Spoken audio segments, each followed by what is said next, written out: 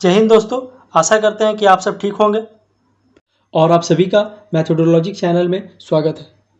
आज हम लोग previous year questions JEE Mains का करने वाले हैं। क्वाड्रेटिक इक्वेशन का क्वाड्रेटिक इक्वेशन मैंने पूरा कंप्लीट कर दिया है। जो लोग अगर वीडियो नहीं देखे तो वो जाकर मेरे प्लेलिस्ट पे चेक करें, मैथोडोलॉजी चैनल के प्लेलिस्ट पे जाकर चेक करें। वहाँ पे पूरा क्वाड्रेटिक का एक प्लेलिस्ट बना हुआ है, उसको जाकर देखें। फिर हम लोग पीवाईक्यूज को सॉल्व करें। तो जो लोग क्वाड्रेटिक का वीडियो नहीं देखा है तो वो जाकर मैथोडोलॉजी चैनल पे मेरे प्लेलिस्ट में चेक करें। वहाँ पे पूरा क्वाड्रेटिक का प्लेलिस्ट बना हुआ है, उसको देखिए। उसके बाद फिर हम लोग पीवाईक्यू सॉल्व करें। तो हम लोग शुरू करते हैं। सबसे पहला क्वेश्चन जो कि प्रीवियस ईयर क्वेश्चन का है, प्रीवियस ईयर का है, जो कि जेईई मेंस 2019 में आया हुआ क्वेश्चन। क्वेश्चन क्या बोल रहा है कि अगर एक क्वाड्रेटिक इक्वेशन है, क्वाड्रेटिक इक्वेशन कौन सा है मेरा, एक क्वाड्रेटिक इक्वेशन है x square plus p x plus q equal to 0। ये मेरा गिवन क्वाड्रेटिक इक्वेशन है, जिसका एक रूट्स मेरा दिया हुआ है 2 माइनस रूट 3। एक रूट्स क्या दिया हुआ है, 2 माइनस रूट 3। सबसे पहला कंडीशन गिवन है। दूसरा कंडीशन मेरा क्या दिया हुआ है कि P एंड Q यानी कि coefficient of x and constant term वो किसको बिलोंग कर रहा है, रियल नंबर को बिलोंग कर रहा है। तो हमको क्या फाइंड करने बोला है, तो ये मेरा दो गिवन कंडीशन है और इस दो कंडीशन से हमको क्या करना है, P और Q का वैल्यू निकालना है। और P और Q का वैल्यू इस चारों ऑप्शन में डालना है। जो ऑप्शन को सेटिस्फाई करेगा वही मेरा ऑप्शन होगा। तो P और Q का वैल्यू किस तरह से निकालेंगे, उसके लिए हम एक कंडीशन पढ़े थे हम लोग। तो मैंने थ्योरी लेक्चर में एक पॉइंट ये पढ़ाया था कि अगर मेरा कोई क्वाड्रेटिक इक्वेशन है ax square plus bx plus c equal to 0 for all a not equal to 0, then एक कंडीशन हम लोग था, 4-5 कंडीशन था, जिसमें कंडीशन हम लोग ये भी पढ़े थे कि अगर ए बी सी बिलोंग्स करेगा रियल नंबर को और डिस्क्रिमिनांट ग्रेटर देन 0 है but not a perfect square, but not a perfect square, then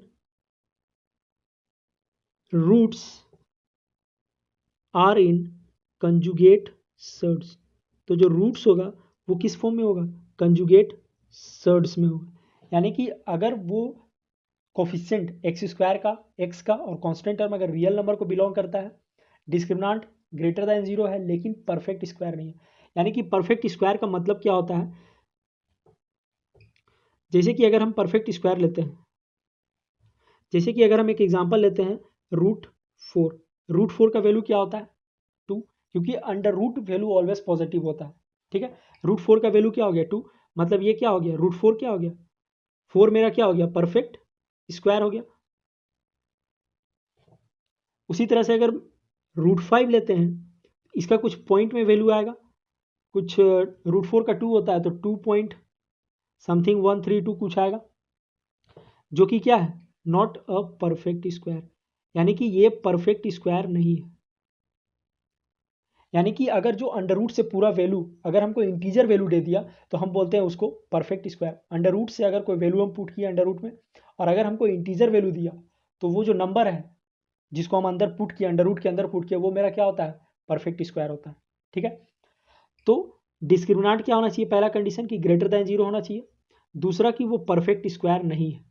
perfect square नहीं है मतलब इस टाइप का होगा, under root 5, under root 7, under root 9, under root 6, sorry under root 9 क्या हो जाएगा, परफेक्ट स्क्वायर हो जाएगा, उसका वैल्यू क्या होता है 3, अंडर रूट 10, ये सब क्या है, नॉट अ परफेक्ट स्क्वायर। तो रूट्स मेरा क्या बोल रहा है, कंजुगेट सर्ड्स होगा। रूट्स कैसा होगा बोल रहा है मेरा, कंजुगेट सर्ड्स होगा। कंजुगेट सर्ड्स का मतलब समझते हैं, कंजुगेट सर्ड्स मतलब क्या होता है। अगर जैसे कि मान लेते एक रूट्स मेरा आया 2 प्लस रूट 5, तो जो दूसरा रूट होगा वो मेरा 2 माइनस रूट 5 हो जाएगा। मान लेते कोई एक वैल्यू आया 2 प्लस रूट 5, तो दूसरा रूट अपने आप मेरा 2 माइनस रूट 5 हम लोग नो नहीं है।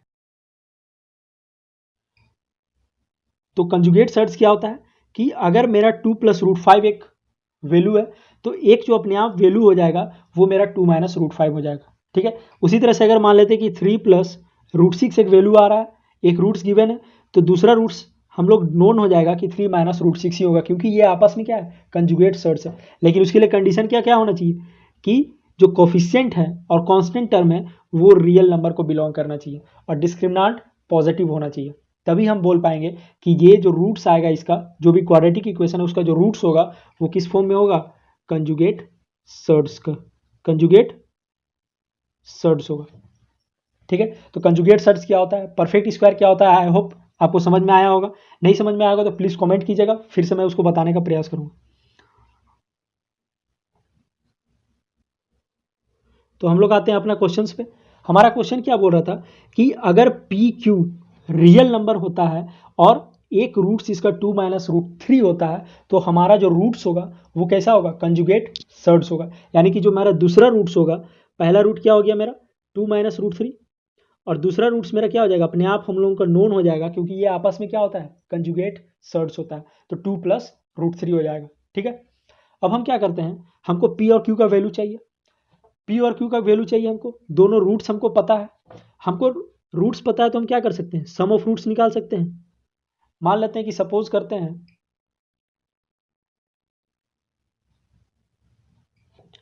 तो let us suppose alpha beta be the roots of quadratic equation. अगर अल्फा बीटा उसका रूट्स है क्वाड्रेटिक इक्वेशन का, जहां पर कि एक रूट्स, दोनों रूट्स हमको पता है, एक रूट्स मेरा क्या है 2 माइनस रूट 3 और दूसरा रूट्स क्या है मेरा 2 प्लस रूट 3। हम लोग यहां से क्या निकाल सकते हैं, सम ऑफ रूट्स निकाल सकते हैं। सम ऑफ रूट्स मेरा क्या होता है, minus coefficient of x square upon coefficient of, sorry, minus coefficient of x minus coefficient of x upon coefficient of x square.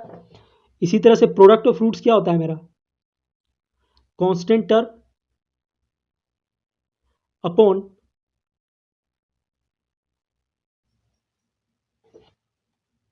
तो प्रोडक्ट ऑफ रूट्स क्या होता है मेरा, कांस्टेंट टर्म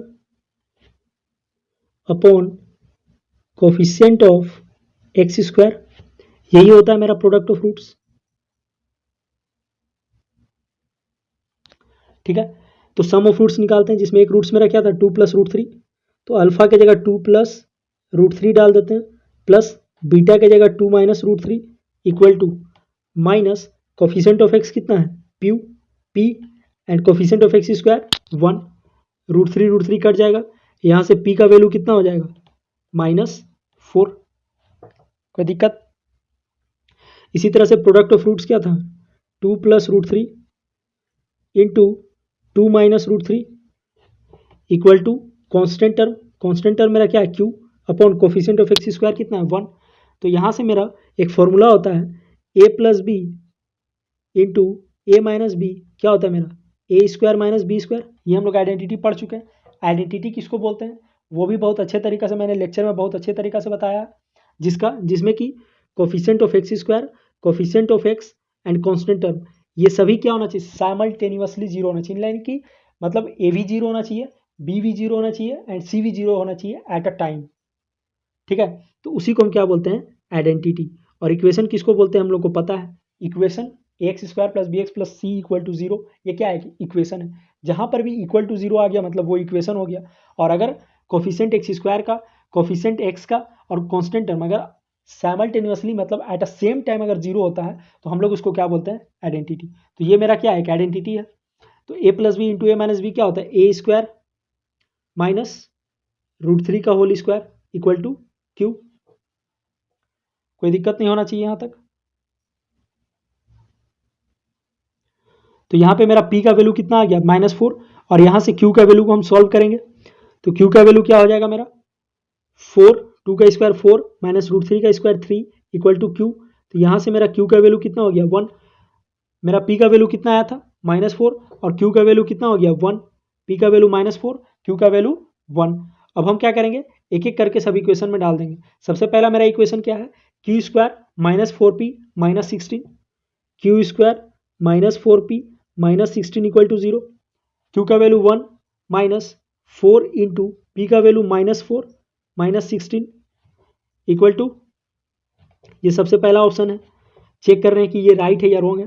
तो 1 + 16 -16, क्या कभी ये 0 के बराबर होगा? ये किसके बराबर होगा? 1 के बराबर होगा। लेकिन यहाँ जो मेरा गिवन इक्वेशन वो किसके बराबर दे रहा है? 0 के बराबर। मतलब हमारा जो ए ऑप्शन है वो नहीं हो पाएगा। फिर हम लोग देखते हैं दूसरा ऑप्शन, p² -4q -12। दूसरा ऑप्शन क्या है मेरा? p² -4q -12।